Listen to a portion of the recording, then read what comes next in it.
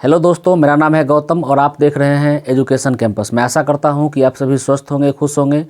इसी उम्मीद के साथ मैं फिर से आप लोगों के सामने एक नए टॉपिक के साथ आ चुका हूं। आज मैं आप लोगों को पढ़ाऊंगा use of this and that. जी हाँ दोस्तों, use of this and that. This का मतलब भी यह होता है और इट का मतलब भी यह होता है। हम सभी पहले से इसको जानते हैं, लेकिन इट का मतलब यह का प्रयोग कहाँ करेंगे और दिस का मतलब यह का प्रयोग कहाँ करेंगे, दोनों डिफरेंट वे से इसका यूज में रहता है। तो सबसे पहले हम लोग जानेंगे use of it in English, मतलब इंग्लिश में इट का यूज कैसे करेंगे। सबसे पहले हम लोग इसको जानेंगे। तो देखते हैं, पहला कंडीशन है इट के यूज करने का, वह है इट का प्रयोग कर्ता की तरह मतलब एज अ सब्जेक्ट कब होता है, जब समय, मौसम, ऋतु, दूरी या अन्य किसी प्राकृतिक घटना को व्यक्त करने के लिए किया जाता है। तो इसके एग्जाम्पल से इसको हम क्लियर करते हैं। इट इज़ इवनिंग मतलब शाम का समय है। तो यहाँ हम लोग देख रहे हैं समय, इवनिंग, टाइम को इंडिकेट करने के लिए यहाँ इट का यूज हुआ है।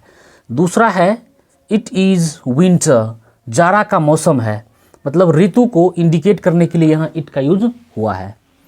अगला है इट इज़ 5 बजा है, मतलब समय को इंडिकेट करने के लिए यहाँ इट का यूज हुआ है।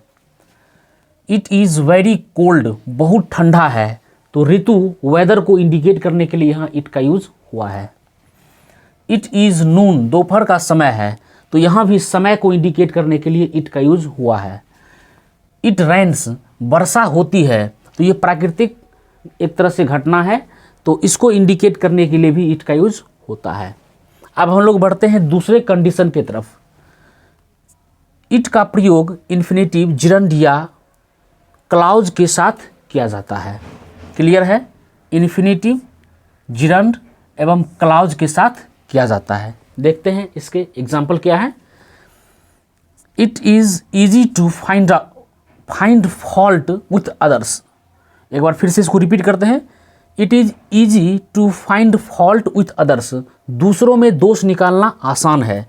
तो हम लोग यहाँ देख रहे हैं टू फाइंड जो है वह इन्फिनेटिव की तरह यूज हुआ है। दूसरा एग्जाम्पल है it is said that she is ill, दुख की बात है कि वह बीमार है। तो यहाँ जो है दैट शी इज़ इल जो है यह एक सबऑर्डिनेट क्लाउज की तरह यूज हुआ है, तो यहाँ क्लाउज का यूज हुआ है। तीसरा एग्जाम्पल है it is nice meeting you here, तुमसे यहाँ मिलकर अच्छा लगा। तो यहाँ जो है मीटिंग वह एज अ जिरंड यूज हुआ है। तो हम लोग यहाँ क्लियरली देख रहे हैं कि इन्फिनेटिव के रूप में, जिरंड के रूप में और क्लाउज के रूप में यूज हुआ है। किसके साथ? इट के साथ। अब तीसरा कंडीशन है इट का प्रयोग सामान्य रूप से वस्तुओं एवं पशुओं के नाम के लिए होता है। वस्तुओं एवं पशु मतलब एनिमल और थिंग्स के नामों के पहले नामों के लिए होता है, परंतु व्यक्तियों के लिए तब होता है जब कर्ता के महत्व, प्रमुखता, प्रधानता को व्यक्त किया जाता है। जब कर्ता को ज़्यादा अच्छा दिखाने का प्रयास किया जाता है या कर्ता पर ज़्यादा जोर दिया जाता है, तो उस कंडीशन में इट का यूज होता है। देखते हैं इसके एग्जांपल से। थिंग्स, पशुओं, ये सारे एग्जांपल हम लोग देख लिए हैं। अब हम लोग स्पेशली यहाँ देखेंगे पर्सन के लिए इट का यूज कब होता है। It is I who did it, मैं ही हूँ जिसने इसे किया। तो यहाँ मैं ही हूँ मतलब मैं पर जोर दिया जा रहा है कि मैं ही हूँ जिसने इस काम को किया है, ऐसा किया है। तो यहाँ मैं की प्रधानता को बताने के लिए इट का यूज हुआ है। दूसरा है it is you who helped me, तुम ही हो जिसने मुझे मदद किया। तो यहाँ यू की प्रधानता को इंडिकेट करने के लिए, यू पर जोर देने के लिए यहाँ इट का यूज हुआ है। तो हमने जाना कि इस तरह से हम लोग इट का यूज करेंगे इंग्लिश ग्रामर में, ताकि जो इट का एप्रोप्रिएट यूज है वह हो सके। अब हम लोग देखेंगे दिस का यूज कैसे होता है। दिस का मतलब भी यही होता है। देखते हैं दिस का प्रयोग सामान्य रूप से व्यक्ति, वस्तु, नाम के साथ एवं नज़दीकियाँ व्यक्त करने के लिए, मतलब नियरनेस को एक्सप्रेस करने के लिए या नियरनेस को इंडिकेट करने के लिए भी दिस का यूज होता है। अब हम इसके एग्जाम्पल से इसको क्लियरली समझने का प्रयास करते हैं। दिस इज़ राम, यह राम है। तो दिस इज़ राम, यह राम है, मतलब राम को इंडिकेट किया जा रहा है कि यह राम है। दिस इज़ अ चेयर, यह एक कुर्सी है। तो दिस इज़ अ चेयर, कुर्सी को इंडिकेट करने के लिए कि कुर्सी बगल में ही है, हमारे आसपास ही है। तो यहाँ नियरनेस का बोध हो रहा है।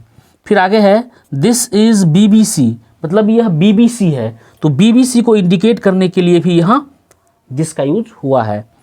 दिस इज़ माई फ्रेंड, यह मेरा दोस्त है। तो दोस्त को इंडिकेट करने के लिए, दोस्त को बताने के लिए यहाँ दिस का यूज हुआ है।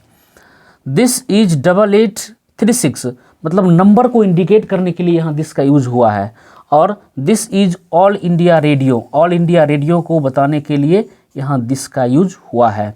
तो इस तरह से हम लोग जाने कि इट और दिस के यूज में क्या डिफरेंसेज है। मैं आशा करता हूँ कि यह वीडियो आप लोग पसंद किए होंगे और इसी तरह के वीडियोज़ को पाने के लिए मेरे चैनल को लाइक, सब्सक्राइब एवं शेयर करेंगे। Thank you.